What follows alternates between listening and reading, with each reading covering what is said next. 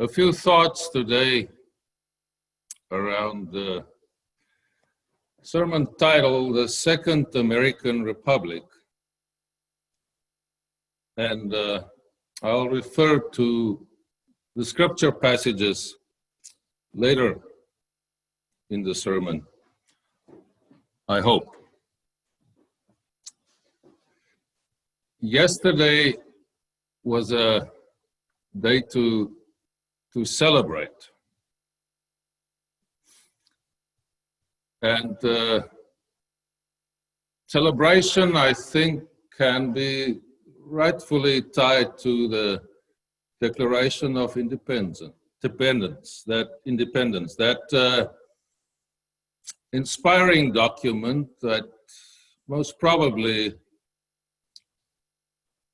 is well known to everybody, at least that opening statement. We hold these truths to be self-evident, that all men are created equal, and what follows.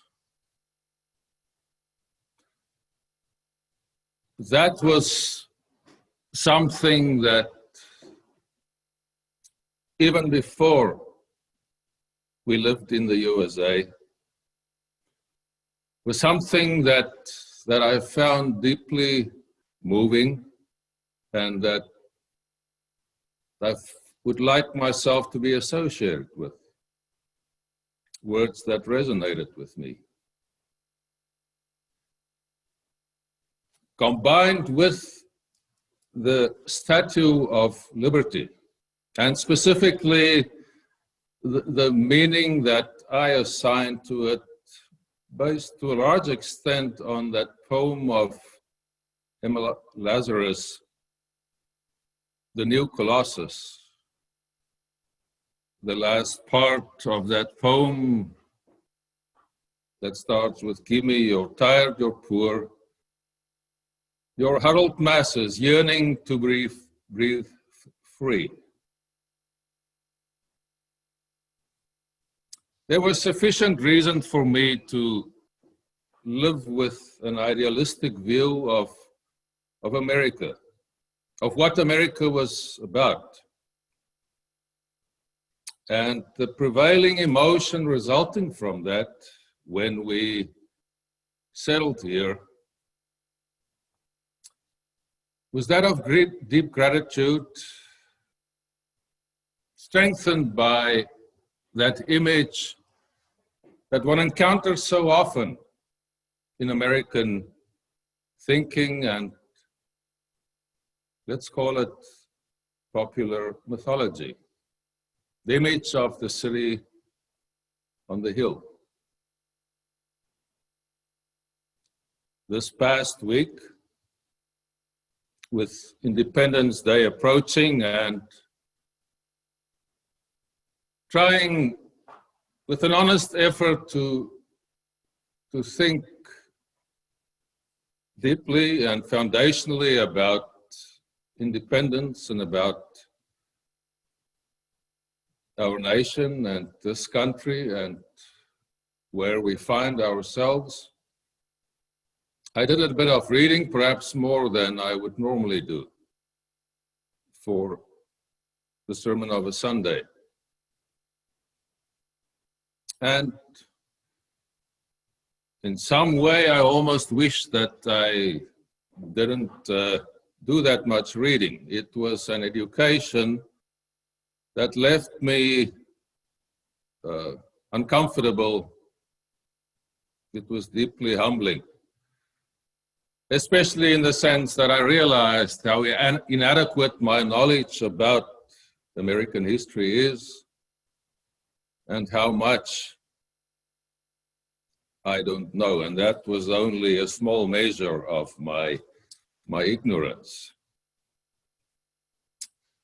In the beginning of the pandemic, and when we settled into the existence that we have more or less now become used to, not that I think anybody's enjoying it.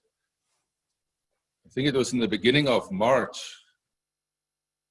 I said, in these days, we owe it to ourselves and to our nation and to our world We owe it especially to each other as members of the covenanted community, as Christians, to speak the truth and to seek the truth with humility, but also with courage, to be willing to, with compassion, engage the truth seeking and truth speaking, so that we are also willing, as Seymour said, to endure the consequences of seeking the truth. And as an immigrant, I'm perhaps even more aware of the sensitivity of me offering suggestions about my new homeland, the country that took our family in, and to speak about things that I probably do not properly understand. So I offer that, what I have to say, in loyalty to this nation and loyalty to what I understand I was called for to do in this community. I also do so with a profound and a deep belief about the huge reservoir of unrealized potential in this nation from a multitude of people that are willing to courageously do justice and to seek the truth. And as I've said, to bear the consequences of that. Once more, I revert to finding wisdom and guidance in the words also of Dr. Martin Luther King, Jr. When I have to speak in situations that are sensitive, in times that are often perilous.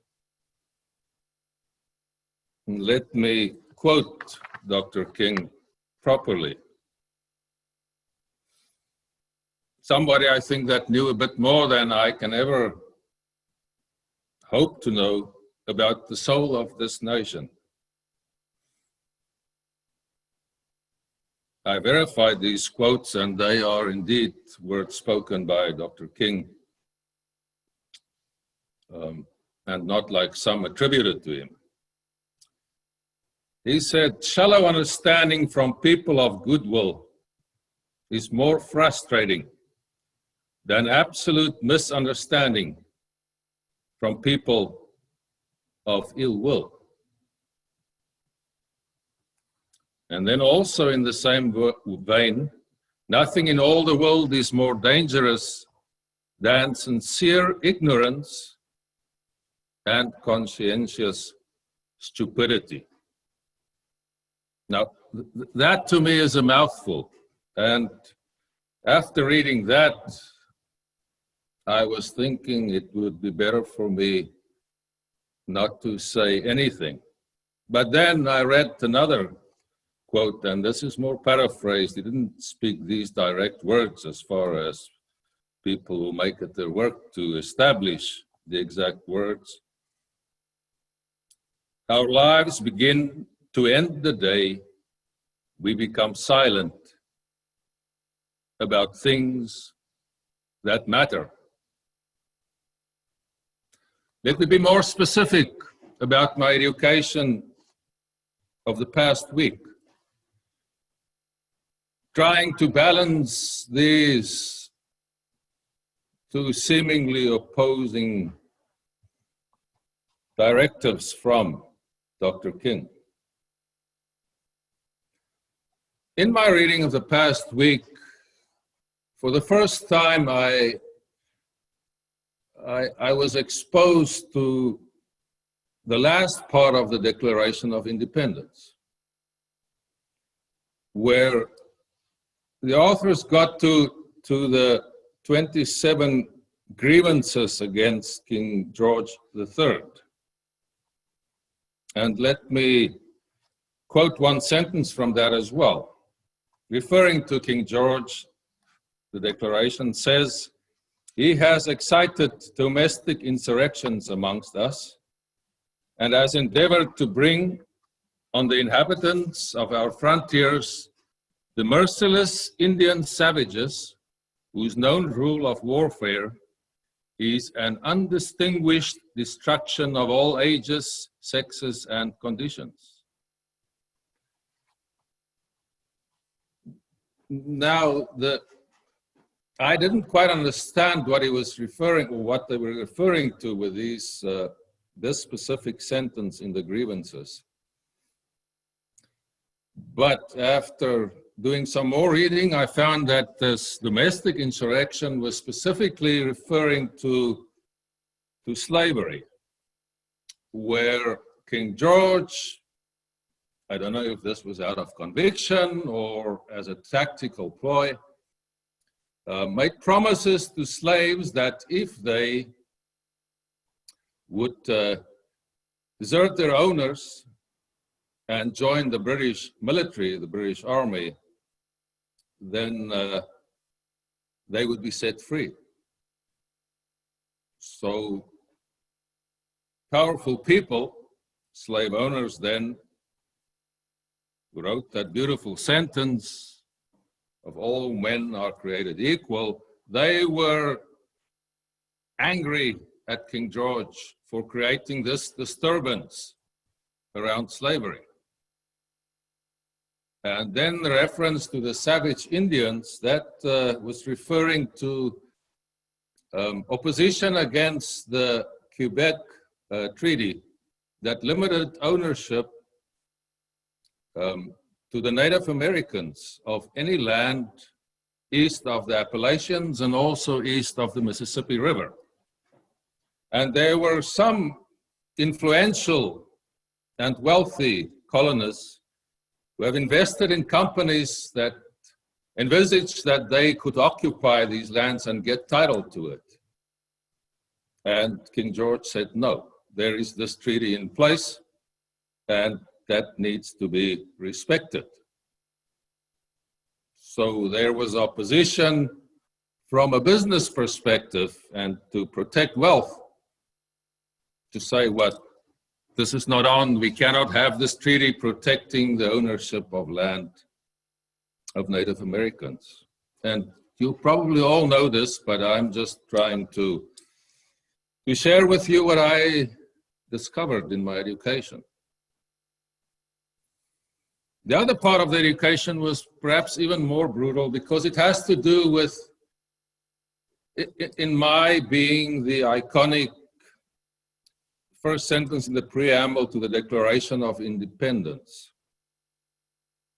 Preamble of the Declaration of Independence. And also with the Statue of Liberty. I stumbled across a snippet of a video from the film of Ken Burns that he made in 1985 about the Statue of Liberty. And I was tempted to share that video with you, but in view of the full service we have, I will just reference it and I can perhaps post a link to it. Most of you perhaps even saw that whole documentary that Ken Burns made.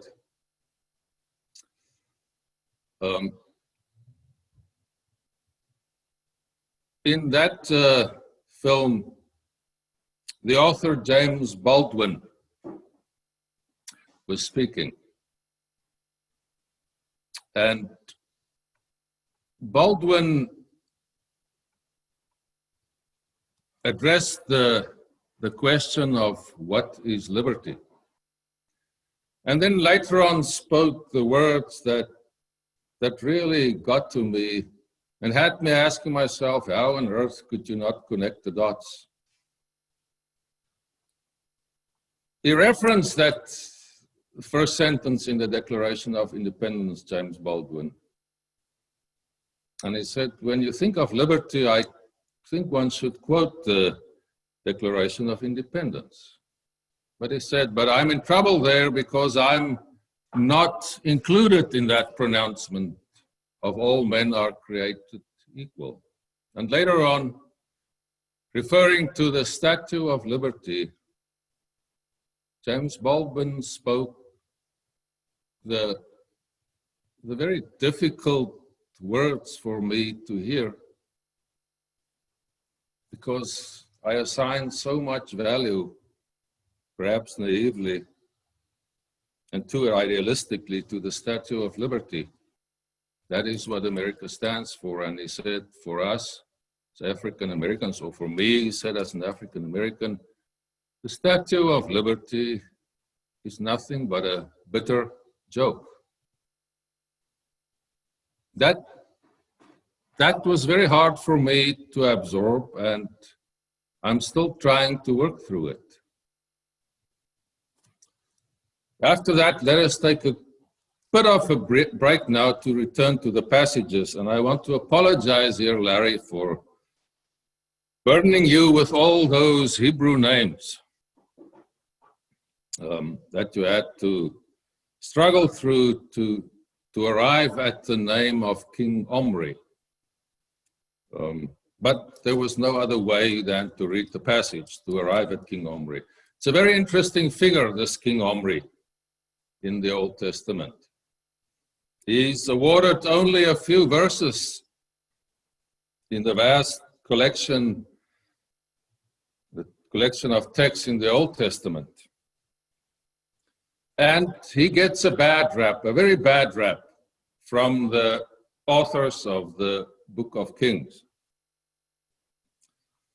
They just said, you know, he became king and he did this and this, but he was really a very bad person. He was an evil king. He did more evil than all the kings or the rulers preceding him.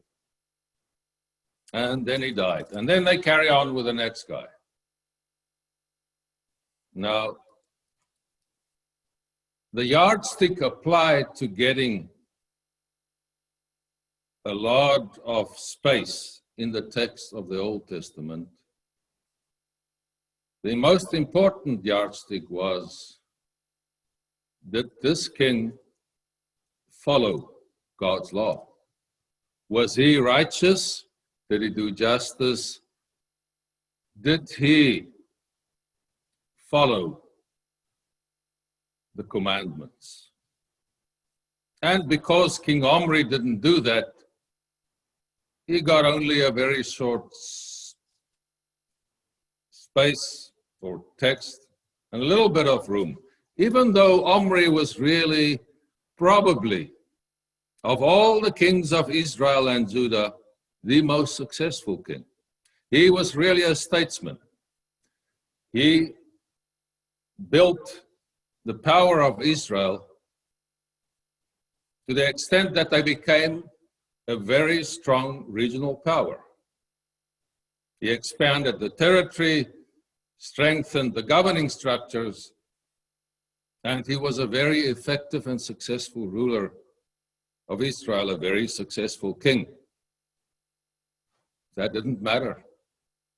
That was not the yardstick that the authors of the Book of Kings applied to evaluating the life and the work of King Omri. The second passage that we listen to comes from the New Testament, from the book of Luke. And it's a teaching of Jesus that simply deals with evaluating if you are willing to put your money where your mouth is. If you are willing to practice what you preach, to commit to what you say you believe and what you stand for, and to express that through what you do in life. Looking at Independence Day and where we find ourselves as a nation, under pandemic conditions, in a hyper-partisan world, where does this leave us? Does it leave us in a place where we say everything in this nation is bad and Independence Day shouldn't really be celebrated, but it should be a day of mourning? Is it all despair, and should everything be destroyed? And I want to say no. I think this is a time of hope. This is a time of opportunity. It may be unsettling and very difficult times, but with love in our hearts and courage in our hearts, with reason and science guiding us,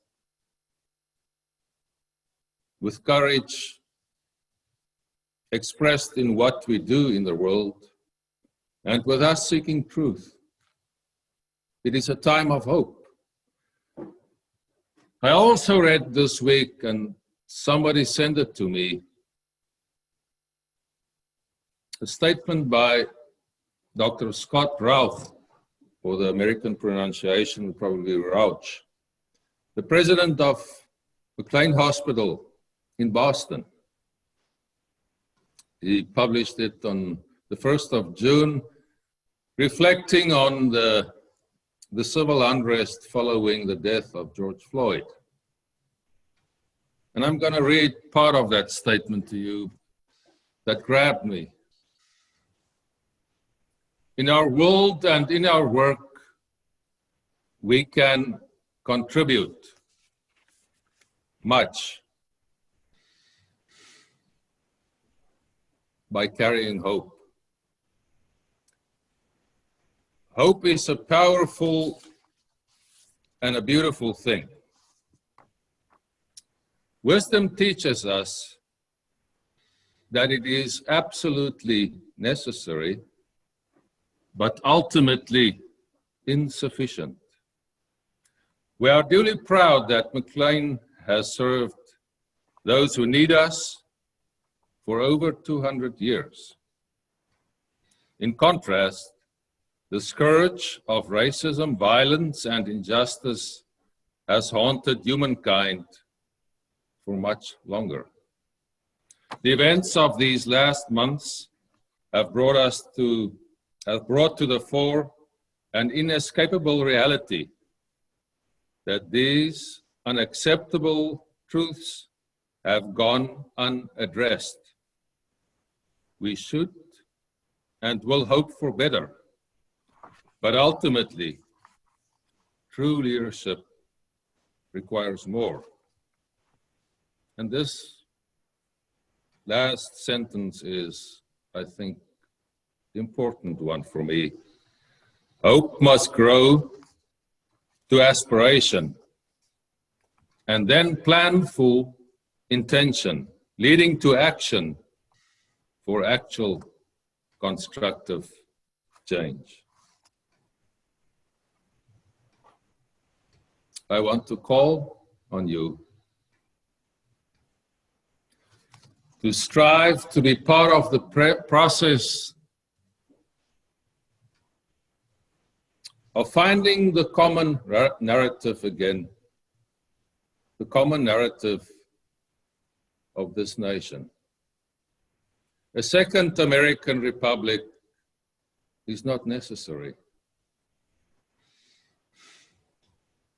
We must just find the courage to seek the truth and reconcile what is myth and what is history in this nation. And we must find in ourselves and dedicate ourselves to be willing to walk this path that will require a lot of courage. We should not give in to fear-mongering and to hate-mongering. I want to call on you, as I tried to say last week, to commit to exceptionalism but exceptionalism in the sense of doing what is exceptionally difficult in these exceptional times. Let us as Christians heed this call and do the things that are exceptionally difficult, but morally imperative. Perhaps the words of Langston Hughes can be explored again, and perhaps can find a new place, excuse me, in our hearts. And I want to read to you an excerpt from his poem that he wrote in 1936 with the title, "Let America Be America Again."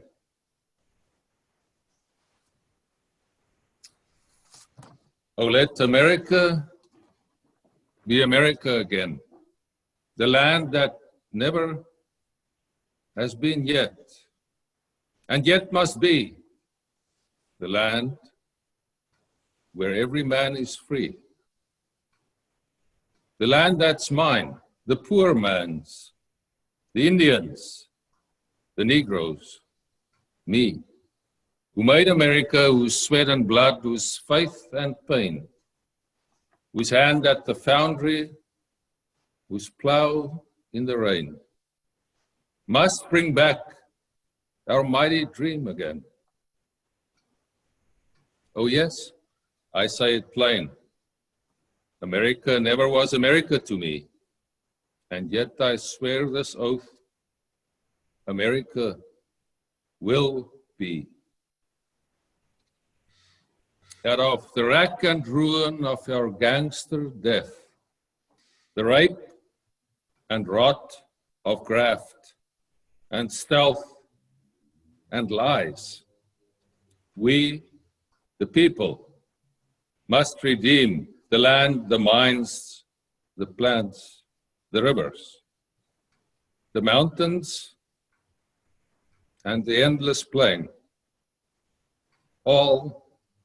All the stretch of these great green states, and make America again. Amen.